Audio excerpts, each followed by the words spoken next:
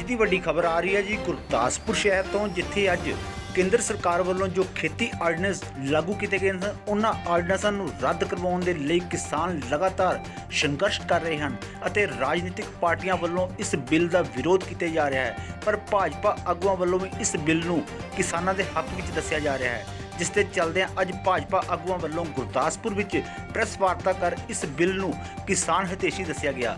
ਕਿਹਾ ਗਿਆ ਕਿ ਕਾਂਗਰਸ ਪਾਰਟੀ ਕਿਸਾਨਾਂ ਨੂੰ ਗੁੰਮਰਾਹ ਕਰ ਰਹੀ ਹੈ, ਜਦਕਿ ਇਹ ਬਿੱਲ ਕਿਸਾਨਾਂ ਦੇ ਹਿੱਤ ਲਈ ਲਿਆਂਦਾ ਗਿਆ ਹੈ। ਉਹਨਾਂ ਕਿਹਾ ਕਿ ਆਉਣ ਵਾਲੇ ਸਮੇਂ ਵਿੱਚ ਪਿੰਡ-ਪਿੰਡ ਜਾ ਕੇ ਮੀਟਿੰਗਾਂ ਕੀਤੀਆਂ ਜਾਣਗੀਆਂ ਅਤੇ ਕਿਸਾਨਾਂ ਨੂੰ ਇਨ੍ਹਾਂ ਆਰਡੀਨੈਂਸ ਬਿੱਲਾਂ ਬਾਰੇ ਜਾਗਰੂਕ ਕੀਤਾ ਜਾਵੇਗਾ। ਗੁਰਦਾਸਪੁਰ ਤੋਂ ਵਿਜੇ ਸ਼ਰਮਾ ਅਥਵਾ ਰਜਿੰਦਰ ਸਿੰਘ ਦੀ ਵਿਸ਼ੇਸ਼ ਰਿਪੋਰਟ।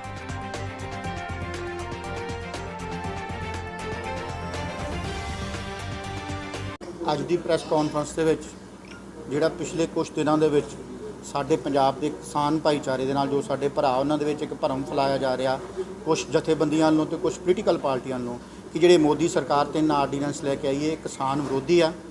ਉਸ ਬਾਰੇ ਸਪਸ਼ਟੀਕਰਨ ਦੇਣ ਵਾਸਤੇ, ਕਿਉਂਕਿ ਅਜੇ ਤੱਕ ਜਿੰਨਾ ਵੀ ਸਾਡਾ ਕਿਸਾਨ ਭਾਈਚਾਰਾ ਸੜਕਾਂ ਦੇ ਵਿੱਚ ਕਿਸੇ ਨੇ ਵੀ ਇਹ ਆਰਡੀਨੈਂਸ ਪੜ੍ਹਿਆ ਨਹੀਂ।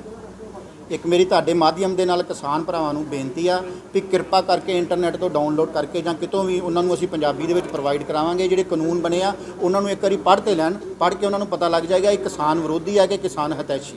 ਇਸ ਦਾ ਜਵਾਬ ਤੇ ਉਹ ਦੇ ਸਕਦੇ ਆ ਜੀ, ਪਰ ਅਸੀਂ ਉਹਨਾਂ ਨੇ ਹੀ ਪੰਜਾਬ ਦੇ ਵਿੱਚ ਜਿਹੜਾ ਸਭ ਤੋਂ ਪਹਿਲਾਂ 2 ਮਹੀਨੇ ਤੋਂ ਸਰਦਾਰ ਪ੍ਰਕਾਸ਼ ਸਿੰਘ ਬਾਦਲ ਆ ਉਹਨਾਂ ਨੇ ਵੀ ਬਾਈਟ ਦੇ ਕੇ ਇਸ ਬਿੱਲ ਦੇ ਵਿੱਚ ਜਿੰਨੀਆਂ ਇਹਦੀਆਂ ਖੂਬੀਆਂ ਸੀ ਉਹ ਗਿਣਾਈਆਂ।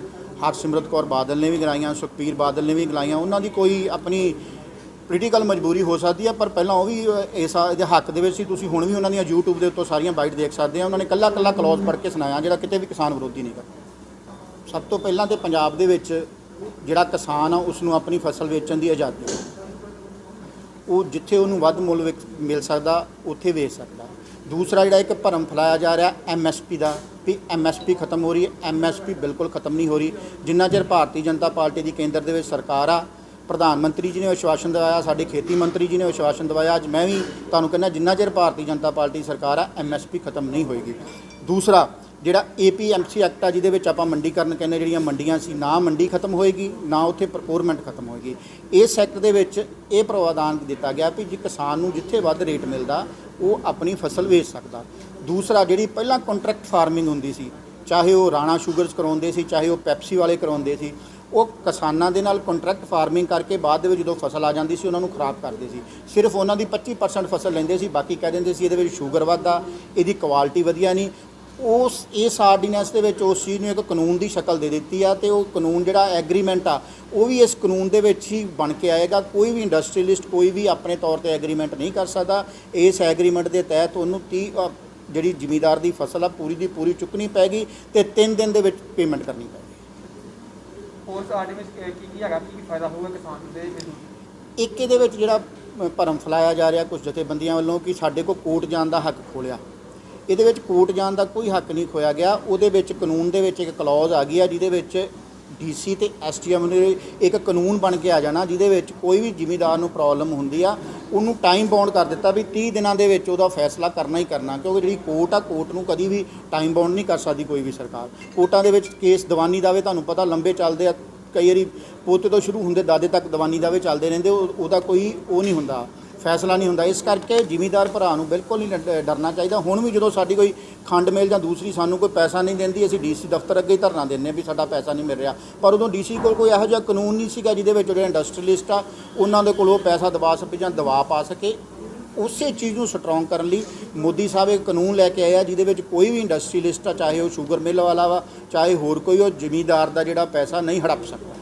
ਜਿਹੜੀ APMC ਐਕਟ ਵਾ ਜਿਹੜੀ ਮੰਡੀ ਬੋਰਡ ਆ ਮੰਡੀ ਭੰਗ ਨਹੀਂ ਕਰਨਾ, ਉਹਦੇ ਵਿੱਚ ਜਿਹੜੀ ਪ੍ਰੋਕੋਰਮੈਂਟ ਆ ਉਹ ਬਿਲਕੁਲ ਹੀ ਅੱਗੇ ਵੀ ਜਿਹੜੀ FCI ਸੀਗੀ ਉਹ ਜਿੰਨੇ % ਕਰਦੀ ਸੀ ਉਸ ਤੋਂ ਬਾਅਦ ਜਿਹੜੀਆਂ ਪੰਜਾਬ ਦੀਆਂ ਏਜੰਸੀਆਂ ਸੀ ਉਹ ਖਰੀਦ ਕਰਦੀਆਂ ਸੀ। ਪੰਜਾਬ ਦੀਆਂ ਏਜੰਸੀਆਂ ਵੀ ਖਰੀਦ ਕਰਕੇ ਬਾਅਦ ਦੇ ਵਿੱਚ ਜਿਹੜਾ ਵੀ ਆਪਣੀ ਕਣਕ ਆ ਜਾਂ ਝੋਨਾ FCI ਨੂੰ ਵੇਚਦੇ ਆ। ਪੰਜਾਬ ਦੀਆਂ ਏਜੰਸੀਆਂ ਮੁੜ ਕੇ FCI ਦੇ ਹੀ ਖਾਤੇ ਦੇ ਵਿੱਚ ਲੱਗਦੇ। ਇਸ ਕਰਕੇ ਇਸ ਚੀਜ਼ ਦੀ ਕੋਈ ਡਾਊਟ ਨਹੀਂ ਗਾ। ਹਾਂ, ਇਸ ਚੀਜ਼ ਦੇ ਵਿੱਚ ਇੱਕ ਜਿਹੜਾ ਸਾਨੂੰ ਖਦਸ਼ਾ ਜ਼ਰੂਰ ਆ ਕਿਸਾਨਾਂ ਨੂੰ ਵੀ ਕਾਂਗਰਸ ਆਪਣੀ ਰਾਜਨੀਤੀ ਚਮਕਾਉਣ ਲਈ ਆਪ ਜਾਣ ਬੁੱਝ ਕੇ ਕਿਸਾਨਾਂ ਨੂੰ ਤੰਗ ਕਰ ਸਕਦੀ ਹੈ। ਕਿਉਂਕਿ ਜਿਹੜੀਆਂ ਮੰਡੀਆਂ ਹੁੰਦੀਆਂ ਉਹਦੀ ਰੇਸ਼ੋ ਹੁੰਦੀ ਆ ਵੀ 3 ਮੰਡੀਆਂ FCI ਕੋਲ ਆ, 2 ਮੰਡੀ, ਇੱਕ ਪਨਸਪ ਕੋ, ਇੱਕ ਵੇਅਰ ਹਾਊਸ ਕੋ, ਇੱਕ ਫੂਡ ਸਪਲਾਈ ਕੋਲ ਆ।